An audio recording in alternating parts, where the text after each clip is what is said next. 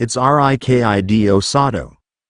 I step out into the ring, keeping my hands in my pockets and ignoring the slouch I can't push through no matter how hard I try.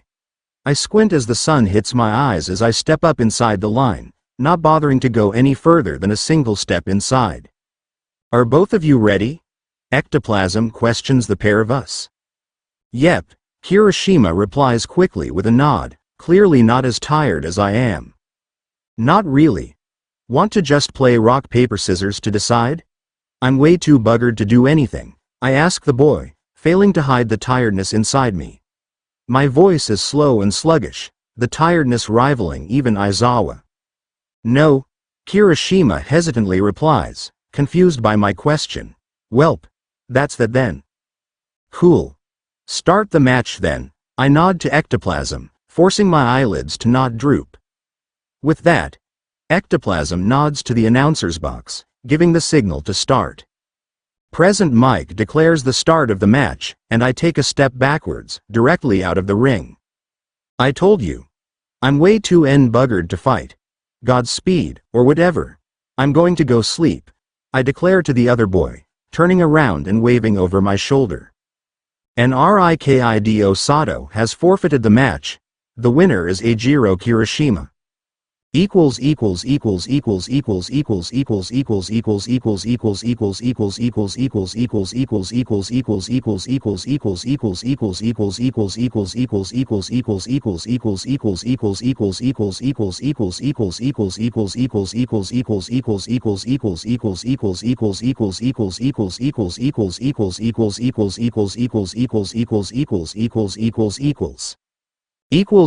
If anyone asks, I was awake for the awards ceremony.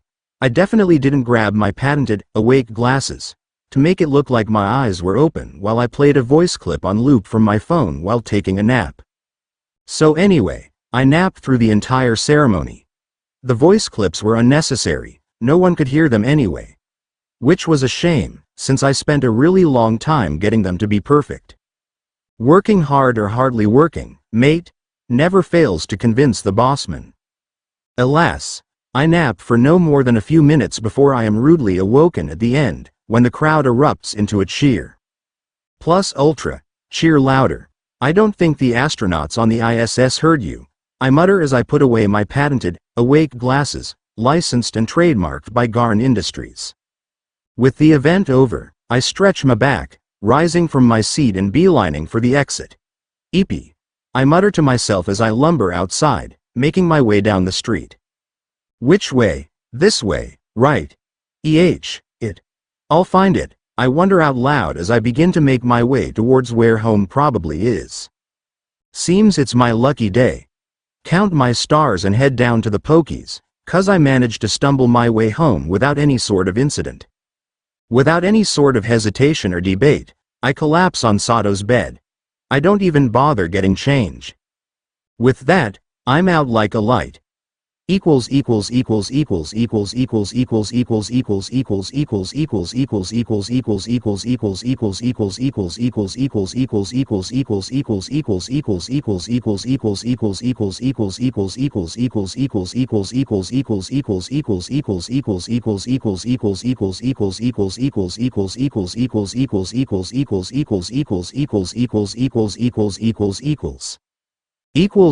I sit up, my brain moving at a mile a minute. My quirks, during the sports festival. I clutch my pillow close to my chest in panic. I totally could have beaten Kirishima if I wasn't so tired. I lay back down, going back to my snoring slumber session.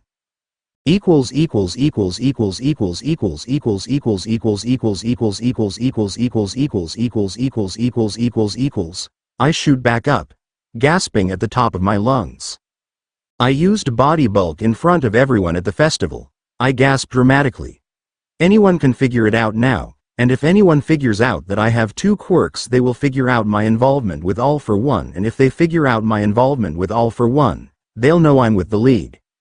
I lean forward, clasping my hands together. Oh shit, it's all falling apart. Chapter 9. Villainy? You don't even know me. Chapter 9. Villainy? You don't even know me?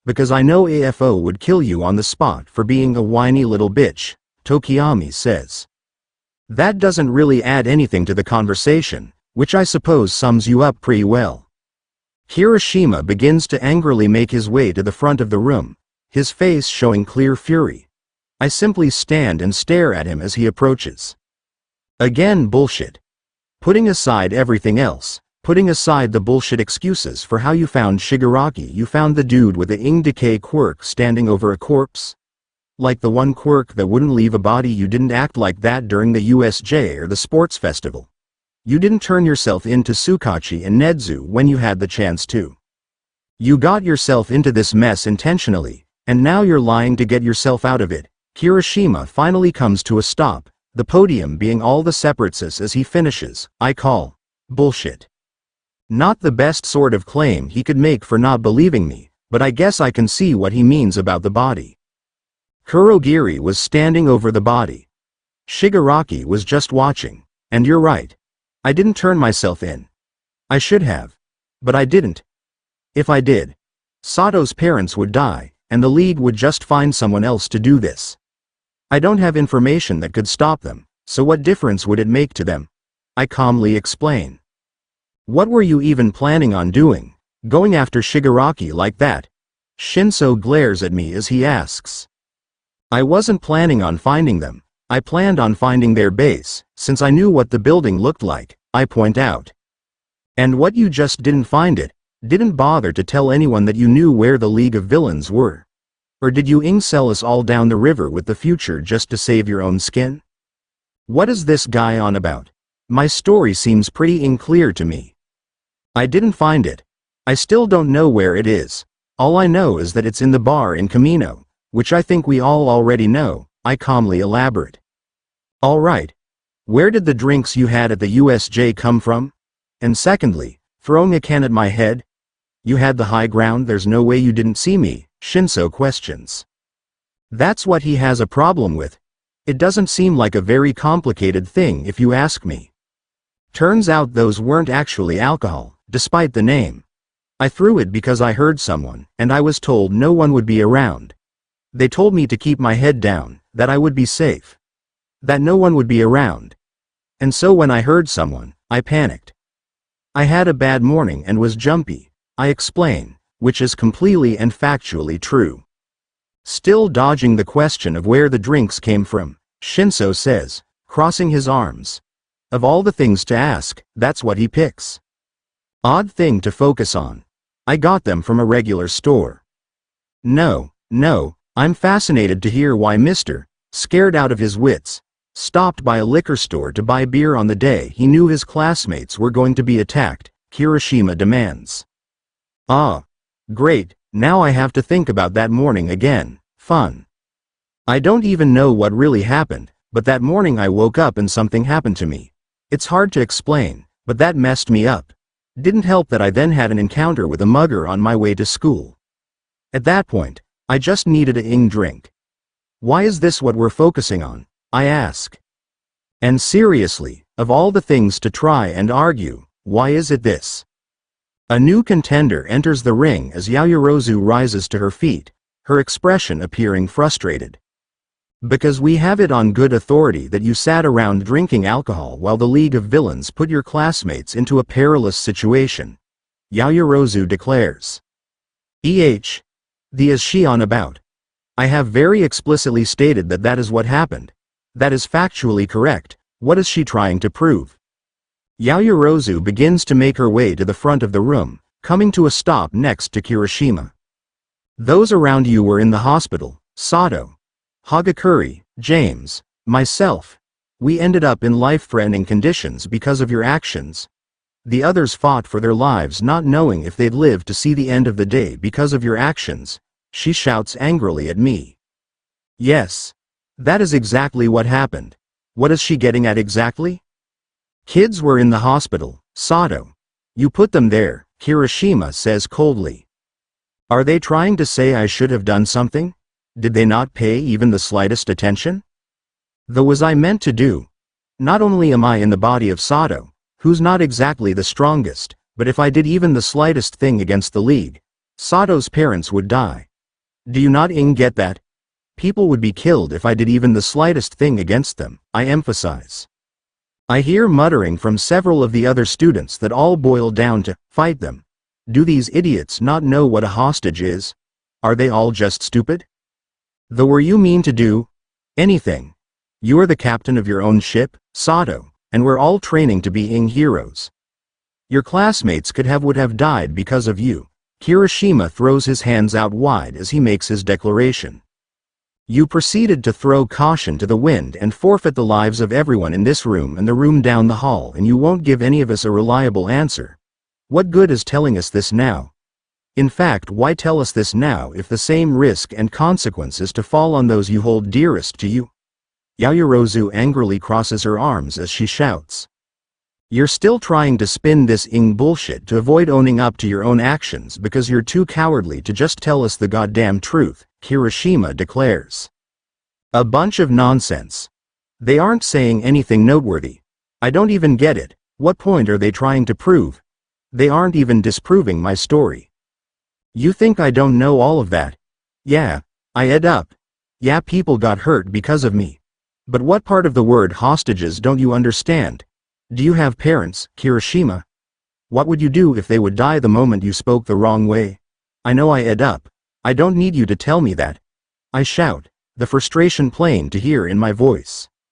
Then you killed them now, Sato, to save your own skin. And that's probably the saddest part of all of this if you are telling the truth. By some miracle. You haven't learned a goddamn thing, Kirishima coldly retorts. Oh. They're all idiots. That's what's happening, isn't it? I made sure my story worked, making sure it was valid, but I didn't consider that I am dealing with a bunch of idiotic twats. It doesn't matter that my story works, because they are too in the head to care. The league already took them. That's why I'm doing this now, because they need help. Because one more slip up from me and innocent people will die, I shout. Hey, so which is it? You couldn't slip up at the Gamma ambush, or you have to slip up now? Because that seems pretty inconsistent from where I'm sitting. A new voice speaks up, that of Ashido. Oh, for S sake. I'm screwed here. Clearly these sacks of garbage want to cram me into their little guilty box, and frankly, there's all I can actually do here regardless of how good my arguments are. Did you not listen to a word I said? I already slipped up during the festival? Something as minor as using body bulk caused Sato's parents to be taken. What would have happened if I did actively disobey them? I'm already taking a risk telling you lot this. If the league finds out I'm doing this, it's game over. And I am in way over my head, and can't keep doing this shit. I didn't ask for any of this shit. I don't want this. I shout out, visibly growing angry. If you didn't want this, then why take such a nonchalant approach? Why refer to supposedly groundbreaking evidence as blips? Why think so loosely of the lives and well-being of the other individuals who live in this world you've fallen into? Yaoyorozu retorts, pointing a finger in my face. I'm honestly tempted to bite her damn finger. It's close enough to my face. I could do it. Don't you dare chalk the consequences of your actions up to accidents and ignorance, Sato. I'm astounded that even though you're blessed in such a way to know about this world, you could act so thoughtlessly and ridiculously. How dare you insult our intelligence like this? Bitch, I'm doing the opposite of insulting your intelligence. I thought I set the bar low, but here you dumbasses are, limbo dancing in hell with Belerdrock. What, was I supposed to just let Sato's parents die? What part of that don't you all understand? I couldn't act against the league. If I did, people would die. If I don't, then there was at least a chance. Was it a good choice? No, but I didn't have much better. But none of that even matters now. I grip the podium tightly as I shout at these two fools. If your parents are in such a precarious situation, as I said earlier, why act so carelessly? To act on such impulse and with such disregard in the way you conducted yourself in your time here. Tired or no, worried or no. How could you overlook the fact that the choices you made, including this one, would have disastrous consequences for your loved ones, Sato? Yaoyorozu demands. Do you want the list in alphabetical or chronological order? I'm heavily autistic, I'm a idiot, And I've been off my meds for at least a month now. I'm so in the head that I struggle to think things through on a good day, let alone when this far in over my head. I scream, letting out more personal info than I really wanted. Then you should have gone to someone. You're in over your head because of your own choices, Sato. Nobody else's. And again, the fact that you can't tell the truth that you're doing all this to save your own skin, and to hell with the rest of us. Genuinely, it sickens me that you won't even own up to it. If your parents have been in danger this whole time, there's a myriad of things you could have done to even mitigate the danger slightly for us and you didn't do them. Your story doesn't check out, Kirishima retorts. Doesn't check out. This arrogant prick can't be serious. He hasn't presented any sort of counter-argument to my story, and he says it doesn't check out. Is he in the head? Stupid question. Of course he is. He even looks like he is. What the are you on about? I have said I up. I know it's my fault. I haven't denied that. If I only cared about myself, I would have done this a long time ago. As soon as Sato's parents are safe, I plan to take a swan dive off the damn roof. I probably shouldn't have said that, but at this point it's taking a ton of self-control to not leap the podium and strangle the both of them, so I don't much care. I don't give a rat's ass at this point, it's them I'm worried about. You said you up and then spun us a bullshit story that you still haven't recanted. I haven't even gotten to you, accidentally, using the quirk all for one gave you, but the point stands. Your actions are your own fault. Kirishima swings his hands out wide as he shouts. Your actions got so many hurt and so many more pushed to the brink. What's more, you're going to take the life of an individual who didn't ask for any of this when you're done. Your actions have consequences. Why did it take you so long to realize that? Yaoyorozu is practically screaming at me now. You're a pathetic excuse for a person. You talk a big game about being guilty, about all of that, and it's all just bullshit. We all know that. You were drinking in a tree. That's not guilt. Quit your bullshit and off, Kaminari speaks up, visibly trembling. Oh boy. Another idiotic cunt is joining the conversation. Guilt? Off twat. I'll show you guilt when I shove my foot up your ass. It's at this point that the two teachers in the room, who have been standing and watching, finally take action. After a moment of brief whispering, Aizawa stands up. But we will be giving you help regardless, Sato, and investigating your story in the meantime. Kirishima, Yaoyorozu. Back to your seats, it says. Finally, someone who I can at least trust to not be an emotional idiot. Alright. Kirishima relents, clearly not happy, judging by the way he glares at me. Yes ma'am, Yaoyorozu says as she too backs down. That's all I ask for, I say, fighting to get my emotions back in control. I don't think he's lying about Sato's parents, though. We should, probably place some attention on that, I hear Uraraka bring up. Oh shit, that's right. I nearly forgot that part. These idiots were so busy fighting me on everything that they somehow failed to consider that we had taken Sato's parents this morning. I hate to be that guy, well not really, but what the hell do you expect us to do about it? Bakugo snaps. We're in the body of 16-year-olds, we can't legally do shit here. You could have gone to the principal. Hell, didn't you have mandatory meetings with him and Hound Dog? Why not tell either of them? Iida is the next to speak. Honestly, I don't expect any of you guys specifically to do anything.